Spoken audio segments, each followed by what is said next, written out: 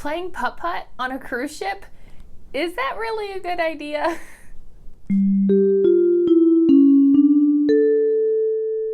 Hey, howdy, hey, Disney Cruisers. I'm Ashley. Today we're talking about something that I don't think I've ever talked about before. I don't really know if I've ever seen many people talk about it, but that is playing putt-putt on the cruise ships.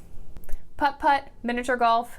I used to know the difference. That can be found on the Dream class ships, on the Dream and the Fantasy. And it's something that on embarkation day, a lot of people get excited about. When you're exploring the ship, you come around a bend and there it is. Thoughts start flowing through your mind and you're like, oh, we could play this tonight after dinner. We can do this when we have a day at sea. Maybe we'll do this when we're docked in Nassau because it's Nassau. All these grand ideas of playing putt-putt because you've played putt-putt on land before. But playing putt-putt at sea on a ship way high up in the air is a little bit different than playing putt-putt on the ground.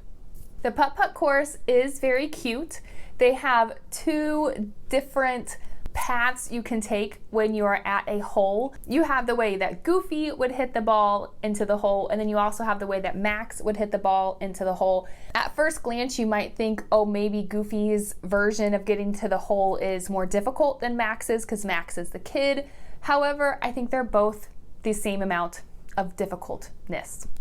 Overall, the course is nice. It's kept up well. It's not like falling apart like you might see on iDrive. My apologies if you own a putt-putt course on iDrive, but it's really expensive and you should have a nice playing area, just saying. What's not expensive, well, I guess depending on how you look at it, is the putt-putt on the ship. It's completely free and or it costs you $4,000. So you decide how you want to look at it, but you don't have to pay anything. You don't have to sign up for it, although I don't know about when we get on because of COVID. Maybe you do have to sign up for it then, but normally, normal circumstances, you don't have to have reservations. You just go up there and play. If there's not enough stuff up there, you just wait your turn. Sometimes they don't have the, what are they called? The putters out there, and then that's just because it's not like open yet or you can't really use it at that time, but it's first come, first serve. No limit to how many are in your group. So at one time, sometimes multiple times, I do have the grand ideas in my head of when we're all gonna play, and my kids, we're gonna have competitions and we're gonna do the Goofy way first and the Max way second, or vice versa. We're gonna have competition, yada yada. We never do it because whenever we think we're going to try to do it, it's a nightmare. It's just a mess. First off, if you're holding anything in your hands and you have to putt, someone has to hold it for you. There are no tables. You can't put your drinks down. You can't put your sunglasses down. You can't put your hat down. You can't put your camera down. There's nothing there to help you with all of the crap that you carry around on the ship. Maybe bring a bag with all your stuff in it and you can put it down. One major thing is you just can't put your drinks down. So keep that in mind. The other thing, and this is probably like the main reason why you'll see most people not playing putt-putt, is because of the wind. You're up super, super high with nothing around you to block the wind. You're at the edge of the ship. It's really windy. If you're determined to play and you have long hair, make sure you wear a ponytail. You can't wear hats. Your hat will blow off.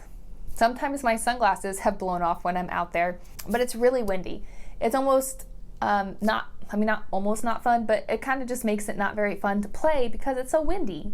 There are times where maybe it's not as windy, like in Nassau.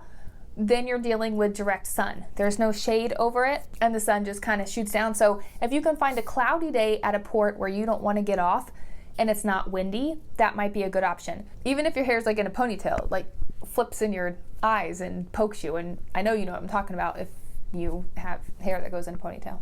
Putt-putt though also is something that you can do on land. That's not something that you only can do when you go on a Disney cruise. So it's not like you're going to be missing the opportunity, your only opportunity to ever play putt-putt in your life. I could probably think of 100 other things to do on that ship that aren't going to make you sad that you're missing putt-putt. Now it's not a long course. You know, you could probably finish it within like 30 minutes, but if there's people in front of you and you're waiting, that would take longer. And I would hate for you to miss trivia, or a silent DJ party because you're waiting to play putt-putt. So now's your turn to voice your opinion in the comments. You can yell at me, you can agree with me. Tell me your stories of playing putt-putt. Are you the person whose daiquiri like flung in the air and spilled all over people and the side wall and then the cup rolled down the deck? Was that you? Because That was sad to watch, but a little bit funny. See you in the next vid. Toodaloo, cruisers.